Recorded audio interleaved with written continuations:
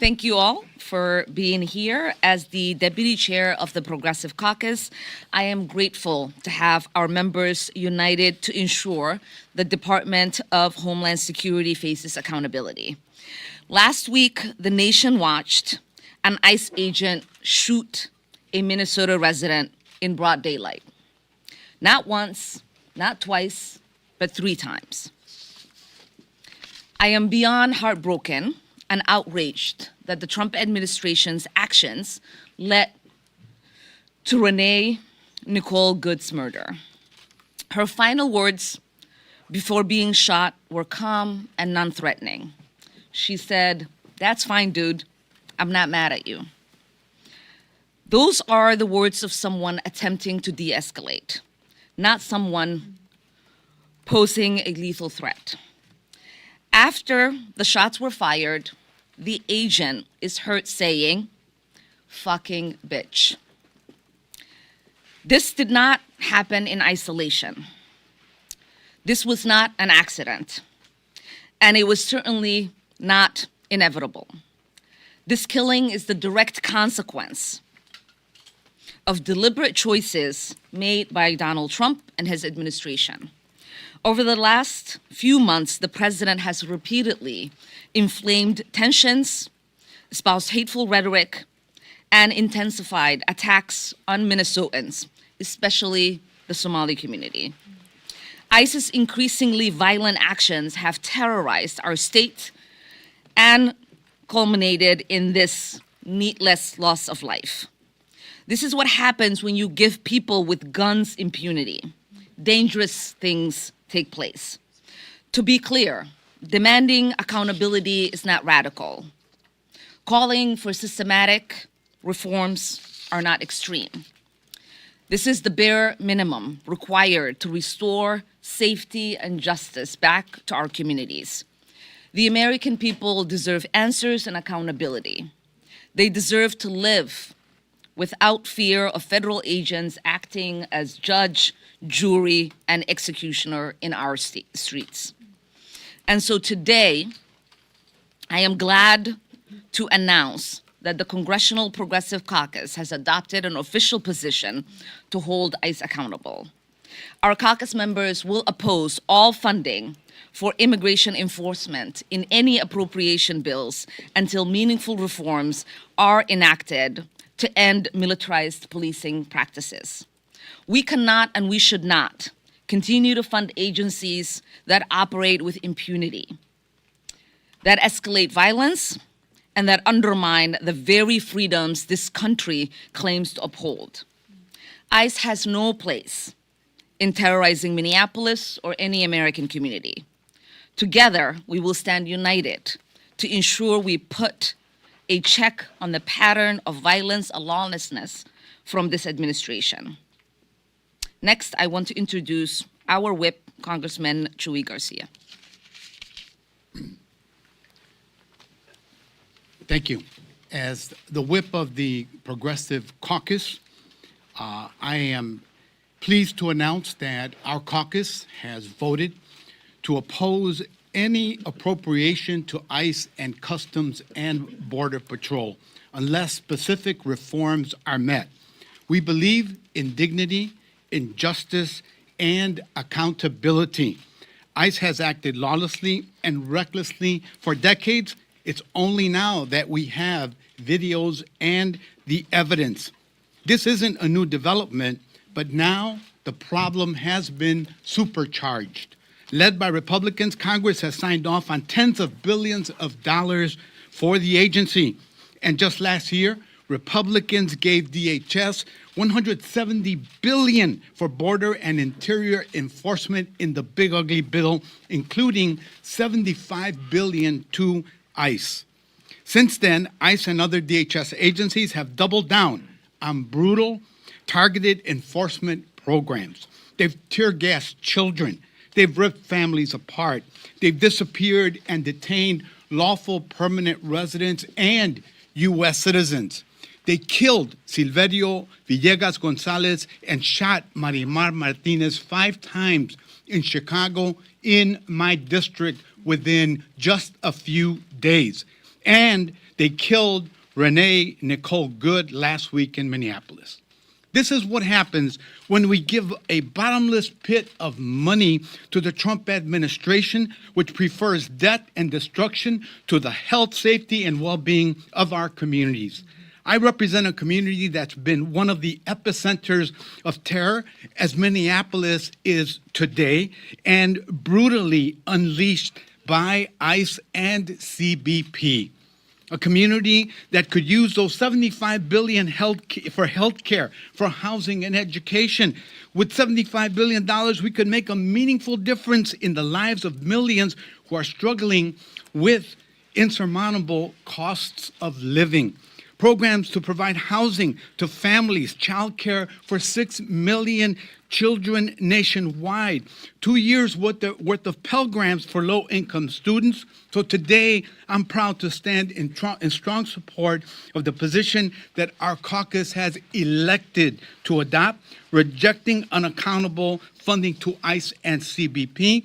And I also encourage all members, Republican and Democrat, to join us in voting no against the weaponization and the militarization of the government against our communities.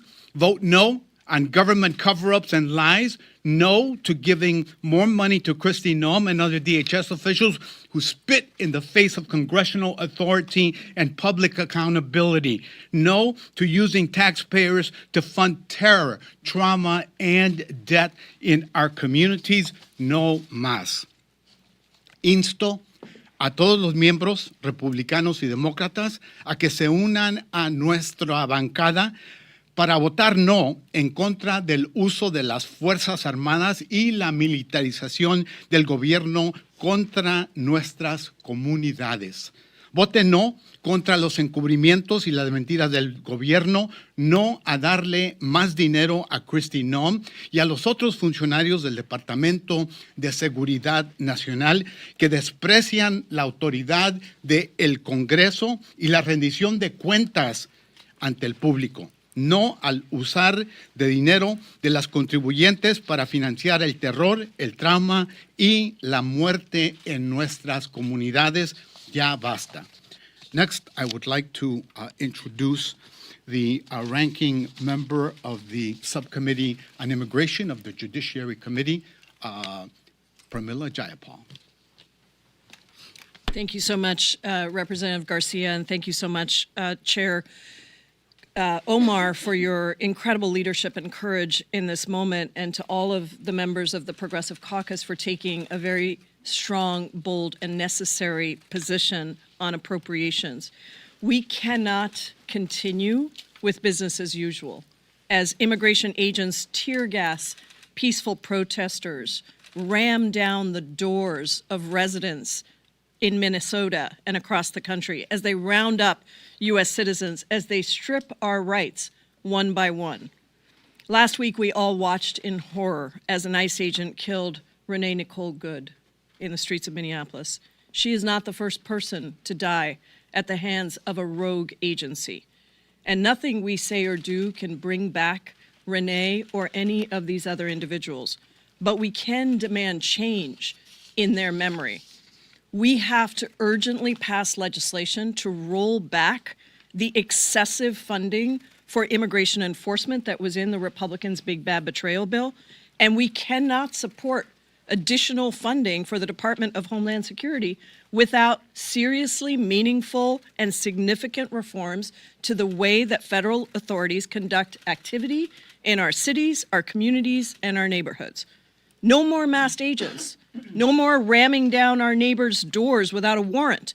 No more threatening and intimidating the American people from exercising their First Amendment rights.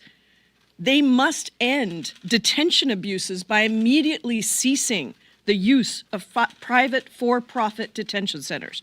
35 people have already died in ICE custody just since Donald Trump came in. As the ranking member of the Immigration Subcommittee, I get a notice every time an official death, and that's just the official deaths, are recorded. And there are reports that people are being forced to sleep on the floor with cockroaches, fed food with maggots in it, and had medical care withheld. Anything for these private facilities to save a buck. And there must be independent investigations of lawlessness and violence by immigration agents and Border Patrol agents, and meaningful consequences for those who commit these acts of violence. Not a slap on the wrist, no impunity given to these officers to do whatever they want on our streets and just sent back out into the streets. This Friday, we will be conducting our 6th hearing of the Immigration Subcommittee Democrats in Minneapolis, St. Paul, with Representative Omar and the Minnesota delegation. And we will hear from people who have been directly impacted, and we will continue to demand accountability, because that is the thing that the American people want, and it is absolutely what we must do today. With that, let me introduce the incredible representative from the state of Illinois, Representative Delia Ramirez. Thank you, Congresswoman. You know, as you're hearing my colleagues talk about what's happening in the streets, I really want to encourage you not to normalize this moment. You've heard a lot of what's happening over and over and over. And it's really easy for you to hear abduction, kidnapping, killing, beating, dying in detention. And if you hear it so much, at some point, perhaps, it may feel normal. None of this is normal. It's unconscionable. For the last year, Chicagoans and our neighbors across the country have been dragged, disappeared, beaten, abused, kidnapped, shot, murdered in front of their very own loved ones. And as Americans watch the violence and the indignity on their phones, on television, they've come to understand what so many of us already know, that the Department of Homeland Security is a threat to our collective safety. But I want to be clear. What is happening today in our communities, whether it's Minneapolis, Chicago, Oregon, North Carolina, LA, New York, New Orleans, and the list goes on, it's not an accident, nor is it new. You may be surprised by what I'm about to say, but DHS immigration agents, they're not rogue. Why? Because from its establishment, DHS and ICE has been empowered through a lack of oversight and too much latitude to violate our rights under the pretense of security and safety. Who is feeling secure and safe right now under the Department of Homeland Security? On January 7th in Minneapolis, Americans saw the danger of infusing unlimited resources into DHS's abuses of power. ICE shot U.S. citizen Renee Good in the face. But many of us have been talking about what's happening for a very long time. And we knew that unfortunately, at some moment, we would be here today, heartbroken and devastated, watching the number of people dying under DHS. So now we've plainly seen what they do with unlimited resources and unchecked power. Funding ICE only fuels our own destruction. We cannot assure our security by sacrificing our humanity, our dignity, our liberty. So what can we do? You've heard from my colleagues already. How do we protect our Constitution? We have to use Congress, appropriations power, to hold DHS accountable. Yes, and that means we must oppose new investments and demand policy change and reforms. It means we're not voting on a DHS package without any reforms, significant reforms. But I want to go further. We have to also impeach Kristi Noem. I want to go further than that. We need to prosecute the criminals in masks. We need to cut and claw back ICE's funding as natural consequences for DHS's disregard for the rule of law and violations of our rights. We have to use every single tool, including the power of the purse, to end the campaign of terror, because we brought ICE into this world. And we have a responsibility to decide what we do with it after. Let me just say a few added words in Spanish. Lo más importante que tiene que escuchar nuestra gente es que el Caucus Congressional Progresista, aquí con nosotros, ha decidido tomar una posición muy formal. Como no pueden imaginarse, el Departamento de Seguridad Nacional quiere más dinero para secuestrar a nuestra gente, para matar a nuestra gente en las calles, para meterlos en cárceles, mandarlos a El Salvador y a otras partes del mundo. El Congreso aquí, el Caucus Progresista Congresional, ha decidido que no votaremos por ninguna legislación que tenga más dinero para ICE, para el Departamento de Seguridad Nacional, que incluye también CBP, si no vemos reformas con contabilidad que sea en verdad concreto. Es muy importante que en este momento usemos todo lo que tenemos en nuestro poder para hacerlos a ellos contable, y con este grupo aquí lo haremos. Muchas gracias. Con eso es mi gusto introducir. It is my pleasure to introduce to you. I'm Spanglishing it right now. I know the president will love that. The one, the only, our champion for immigrant rights in Florida, Maxwell Frost. Thank you so much, Delia. Good afternoon. I'm Congressman Maxwell Alejandro Frost. I represent Central Florida in my town of Orlando here in Washington, D.C. Today, I want to speak about the choices Congress faces in the upcoming appropriations bills, the responsibility that we have on funding decisions that we make.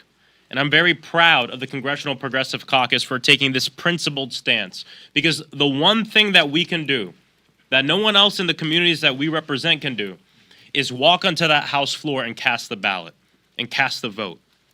And what we vote for and what we vote against is a true reflection of not just our character, but also our priorities and what we believe needs to happen in this moment. And as we see these videos and these accounts, as we see ICE in our community terrorizing our people, kidnapping Americans, human trafficking people across the entire world, our position is simple. We will not fund that. We say no to funding for any DHS appropriations bill as long as our people will continue to be killed in detention facilities, on our streets, in our communities, as long as this lawlessness continues. And this position is grounded in the reality of what's happening right now. 32 people have died in ICE custody in 2025. In 2025 alone. The agency's deadliest year in more than 2 decades. And in case after case, families and attorneys pleaded for basic medical care. Their loved ones died after being denied the treatment that they needed. In December alone, 6 people died in detention facilities. The pattern is accelerating, not improving. And just last week, Renee Good was shot, killed, murdered by an ICE agent in Minneapolis. She was a mother, a partner, a neighbor, a poet, a member of her community, and her death was preventable, and it should have never happened. Our nation is at a critical inflection point. When immigration enforcement results in the loss of life, whether in a detention facility or in our communities, it exposes deep failure in oversight, use of force standards, and accountability mechanisms. Congress cannot look away. Continuing to write blank checks without demanding change only will allow these tragedies to continue, and to be honest, it also means that we are complicit. That is why we are calling for clear, enforceable guardrails. Stronger limits on the use of force, independent investigation when harms occur. We cannot depend on this administration to police themselves, and an end to the enforcement practices that are terrorizing our communities. People should not be afraid to go to work, to take their kids to school, or to simply live in their own neighborhoods because of how immigration enforcement is carried out. But I'll be honest, without us doing this, we cannot depend on this administration to do anything. I mean, hell, if they didn't care when gunmen walked into our elementary schools and murdered children on the floor in cold blood as they were there to learn, why the hell would they care about Renee Good? If they don't care when people go into our synagogues and our temples, when people go into our churches and murder our people in the middle of the street, just so the gun lobby can make more money, why would they care about the United States government doing the same thing to our people? That is why Congress must assert itself and step up. And the last thing I have to bring up is just the callousness of our leadership in the White House right now. That no matter what your political beliefs are, that an American died. She was murdered. Need I say executed by a federal agent who looked her in the face, looked her in the eyes, and then shot her in the face. And as her car turned into a casket and rolled away uncontrollably and hit a pole, he called her a fucking bitch. And then the president and the vice president and Kristi Noem take to social media, take to their podiums to tell the country that she's a domestic terrorist. And then my colleagues on the other side of the aisle have the audacity to take to social media, to take to the oversight committee to say, well, hold up. We got to let the process play out to know what happened, trying to gaslight us from what we saw with our very eyes.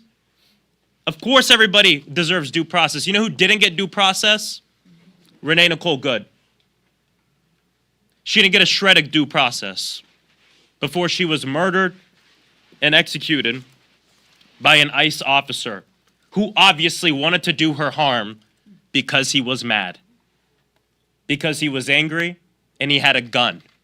And he used that gun to murder an American and a human. There is no leadership in this nation right now. It is a very dark moment. And I'm not going to hold my breath waiting for this administration to do the right thing. And so I'm proud of the Congressional Progressive Caucus for taking a very principled stand to say that we are not going to be complicit in the killing of our people, in the terrorizing of our communities, and we're going to do something about it. Without further ado, let me bring up my colleague, Representative Maxine Dexter. Thank you all for being here and shining a light on this critical issue at a pivotal moment in our nation's history.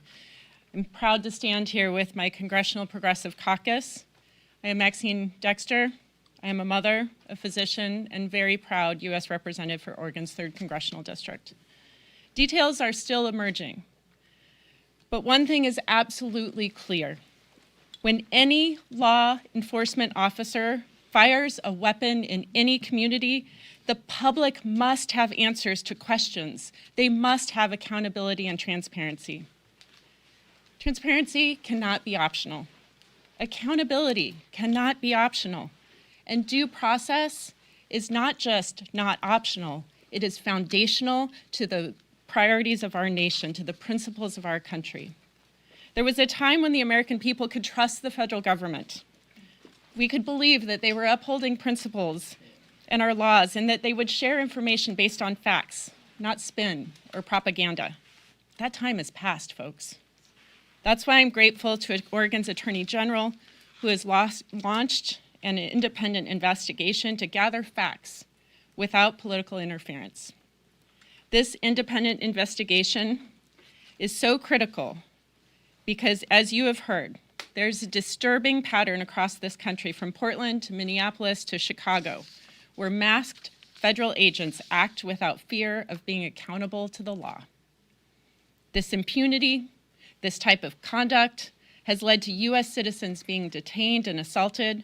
It's led to wrongful deportations. And last week in Minneapolis, it led to the murder of a mother and a poet, Renee Good.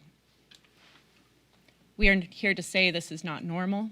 We are taking a stand against it, and we will stand against anyone who will not abide by the laws and the principles of our nation.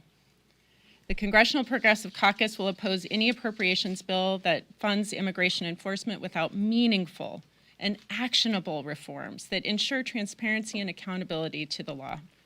No blank checks, no business as usual. It is horrific that I must say this in the year 2026, but I will every single day until it is reality. Our communities deserve a federal government that is accountable to the law, that is committed to keeping them safe, that won't murder them in cold blood. Nothing else will do. Thank you. I yield back now to our Deputy Chief or Director. Oh, sorry. Or something or other. I'd like to open it up for questions, and Ryan from NBC was first person to ask to. So please. Yeah, Kyle for NBC. Just wanted to ask, have you had a chance to talk to Leader Jeffries yet about this position from the Progressive Caucus? And also, do you have confidence you'll be able to keep the full Democratic caucus united against DHS funding? We have had the opportunity to dialogue with him and with Democratic leadership. Democratic leadership understands what is going on. They are very concerned, and they also share our sentiment that we need to do something to bring reform, to bring change, to stop the lawlessness, the cruelty, and the abuse of power that's taking place within ICE and CBP and DHS. Yes, sir. Thank you, Mr. Garcia. I'm curious, many of you talked about needing significant reforms in order to support a DHS funding bill. I'm curious if you can add some specificity behind are there any specific provisions that are red lines that if you all don't see them, I'm just looking to get some clarity on what you all mean by. I'd like to start with ranking member of our Judiciary Committee, talk about that. Thank you. The Immigration Subcommittee, Democrats, we have been putting together a list of what constitutes meaningful reforms. Some of them you may have heard of, some of them you may not have, but obviously things like not wearing masks, requiring a warrant for an arrest, the private detention facilities, the issues that we've been seeing with the federal government not sharing information with state law enforcement officials around independent investigations for accountability. So there are a number of things that we have identified that are really all critically important because the abuses are so widespread and occur in so many different places. We have to address all of them. And I think I think it is important for us to understand that one small fix to some meaningless provision is not constitute serious accountability. And I will say that the Judiciary Committee and Representative Garcia, critical member of that committee, we have turned, this is our second hearing, I'm going to go back right now, in Judiciary that has become a hearing on Minnesota. Because every bill that they try to bring forward has nothing to do with the real issues that we are dealing with, but we have forced the Republicans on the committee because every Democratic member has stood up and said, how can you watch this? We have played the videos. We've done frame-by-frame analysis. We are not going to rest until we have that real accountability, and we will not vote for these appropriations bills that do not include that kind of significant reform and accountability. Thank you. Let's go to this side. Yes. How many Democrats do you anticipate will support your all's proposal to not support any ICE funding? I don't have a precise number on that, but we feel very strongly as a caucus. The vote was overwhelming, nearly unanimous, I believe. And two, we've heard from all quarters of the Democratic caucus, members who are very concerned about what's transpiring, understand that DHS is out of control, that the abuses are pervasive and throughout, and that it needs to stop. So we know that there'll be additional support from other caucuses. And if this means, we have another government shutdown because you guys, don't approve of this funding, what is your message to Democrats and to lawmakers? Well, we're not ready to talk about a government shutdown. We're talking about an issue that's captivating the nation and the need for reform of an agency that's received so much money that they don't know what to do with it. And the more that they have, the more that they'll spend, the more the abuses that will occur on American citizens and other individuals. Yes. Thank you. If you propose defunding ICE, then how would you deal specifically with illegal immigrants who do have criminal backgrounds in the U.S.? Look, the law is clear on the removal of such immigrants who may have criminal records. We're not opposed to that. What we're opposed to is the trampling of constitutional rights, the racial profiling, the use of masks, the use of the deadly use of force, the disrespect that agents show in our communities has never been inflicted on any community in recent history. And that's what really is at the heart of all of this. You can't be treated like dirt and not protest and not be outraged about what's happened. Yes. Thank you. Similar to that question, but if funding or authority even for ICE is reduced, who ultimately fills that enforcement gap, and how do you reassure the American people that these changes won't end up shielding the criminals? Well, I'll defer to ranking member. Look, I want to be very clear that what's happening right now is the Trump administration is taking away law enforcement that should be focusing on real national security threats, on real criminals, and deploying them to immigration and harassment, kidnapping, detention, killing of U.S. citizens, residents, undocumented immigrants who have never committed any crime in this country. That is what's happening. 25% of FBI agents have been deployed to this. Homeland Security Investigations, which is HSI, part of ICE, used to focus on real criminal investigations. And even those of us who didn't like what ICE was doing used to support many of those investigations that HSI used to carry out. Those were important investigations. HSI is now working on this. And you may have seen the news that the prosecutors who at the Department of Justice who are responsible for the so-called fraud investigation in Minnesota just stepped down and resigned because this is being used to go after immigration, go after people in the state of Minnesota just randomly. And today we played the video in Judiciary Committee of doors being battered down. I just want to remind everybody that the Fourth and Fifth Amendments of the Constitution apply to everybody, citizens and non-citizens alike. So I think we have to actually look at this and turn your question the other way and say, do you care about actual national security and public safety? Because what is happening right now is undermining the safety and security of all Americans across this country. Go back to this side, yes. We can add something on that. Oh, sure. Just real quick, everyone should be aware that progressives in Congress are the crime fighters in Congress. And this isn't just like a talking point that I'm making up. We have a record on this as well. Donald Trump does not care about fighting crime. He doesn't care about keeping our people safe. What does the record show? Bipartisan Safer Communities Act, putting forth an Office of Gun Violence Prevention, making sure that we fund agencies like ATF to actually go after secondary and black market guns and ghost guns. And guess what? It worked. For the past 3 years, the last 3 years of the Biden administration, gun violence that went down the most it's ever gone down in our nation's history, including homicides by gun. What are the first things that Donald Trump did? Gut ATF. Get rid of crime gun intelligence. Get rid of the Office of Gun Violence Prevention. Scale back community violence intervention work. All these things that were supported in many cases in a bipartisan effort, Trump got rid of. Yeah, and pardon insurrectionists and pardon people. So I just think it's important to know that for a lot of time, those on the right here in Congress want to use crime and talk about safety as a political point to win an election. Then they get into office and they don't do anything to actually make our people safer. They try to use it for their own agenda. We have passed legislation that has resulted in less people dying and less crime being committed.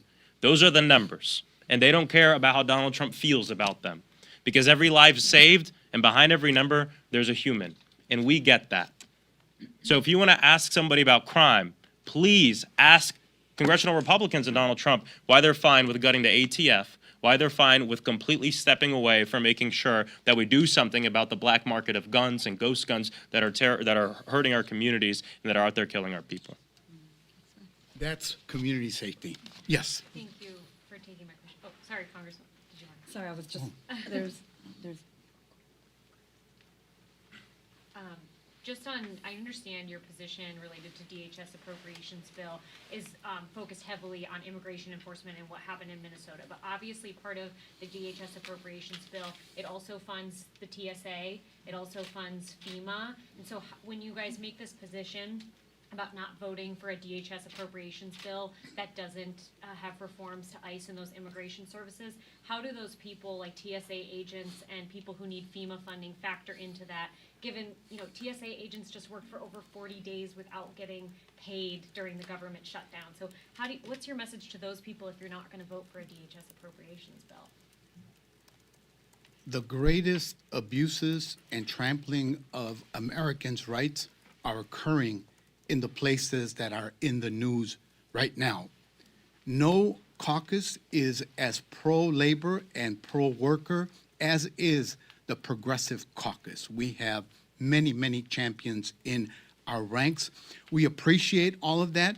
We think that the American public, especially new polling that was released, is in a new place about these abuses. They want it stopped. They don't want the types of tragedies that we've seen all over, and they're sickened by the trampling of people's constitutional rights and the racial profiling that is going on in communities. We're sensitive to that. What we're saying is, let's sit down, let's work out some reforms, and then we can talk about appropriations and votes. Yes. Thank you so much. I have a question for Representative Omar, if that's okay. The question that I have, if you are, how are you coordinating with state and local officials in Minnesota to support affected communities in Minneapolis and St. Paul amidst these tragic events happening? I mean, we have our staff that is in the district doing the constant work of making sure our congressional delegation, obviously the Democratic congressional delegation from Minnesota, and our local communities are getting information that is necessary, but also taking that information and seeing ways in which we could be supportive. Thanks. I understand we have Michael from the New York Times here. Yeah, thanks. Yes, Yes. So much pressure now. I wanted to ask, so you guys are talking about attaching meaningful reform to an appropriations bill, but as I'm sure you know, Secretary Noem, in a court filing on Saturday, suggested the sheer amount of money that was given to DHS during that reconciliation bill exempts them from an existing oversight requirement appropriations. So how do you contend with that as you're pushing for meaningful reform on a spending bill that she's already suggesting she has enough money to work around? You want to do it? Okay, first of all, it's a BS argument, and hopefully the court is going to say that. Clearly, we have to spell things out even more than we have. But first of all, you can't make an argument that in that particular case of that detention set, that federal facility, that is a federal building, as I understand it, Representative Omar, and you can't suddenly say that that was only funded by the one big bad betrayal bill. So it's not, we don't think we're in court around that. We don't think it's going to hold up. But what I would say is, why are Republicans refusing to have accountability for agents who go rogue? Why are they refusing to have an independent investigation into this? Why were they immediately out trying to classify what happened and lie about what happened and gaslight the American people who saw it with their own eyes? Because they don't want, and Kristi Noem herself, by the way, on CNN said, you can't trust the government. And Dana Bash said, you are the government. She said, I know, that's what I'm saying.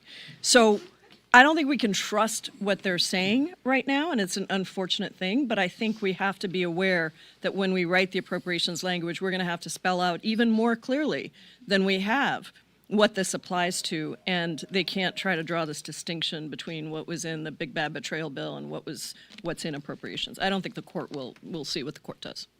I also want to reiterate that two of the three shooting victims that have been in the news, the first one last summer at the end of June, Silverio Villegas, had just dropped his kids off from school. Same thing in Minneapolis. And the third one, the woman, my neighboring community, who was shot 5 times, Marimar, they also called her a domestic terrorist. The case fell apart. It was dismissed. They dropped the charges. They've used these labels on every single one of those instances, and that's reprehensible, unconscionable. Yes, sir. I understand the official position is just related to the DHS funding bill, but if there aren't any reforms to ICE or changes to ICE policy, should Democrats oppose the other funding bills to try to force Republicans to the negotiating table and try to get some policy concessions? We have our position on this bill. We want to deal with that. We're ready to engage, and we're ready to negotiate. We'll take them one at a time. Yes. Nick? Nick. Several of you have referred to the shooting of Renee Good as murder. there hasn't been, a complete investigation. Are you perhaps prejudging, or the possibility of getting a fair trial for the shooter or his rights to due process, by calling it murder before anybody's been charged? Could I ask you a follow-up question? Would you ask that of the president and Kristi Noem when immediately they called the victim a domestic terrorist? That's right. And then they're going to be the ones that are going to conduct the investigation and ice out Minnesota from doing it? The reality is, as you see more and more footage, it is clear for us there was an intent to kill. I just did an interview with BBC with a former ICE director under Donald Trump, and we talked about the number of shots, and he said, it doesn't matter the number of shots. He was trying to justify it. Yeah, the number of shots matter. There was an intent to kill. And then he went further and called her a fucking bitch. So I think we can go back and forth on that. What we are saying is we want to see an independent investigation. The public is demanding it. And for the sake of our own credibility as government officials, whether you're Republican or Democrat, that investigation has to happen because that investigation has been denied for Silverio Villegas, Gonzalez, and others. And the time right now is now, and we have an appropriations process to hold them accountable with.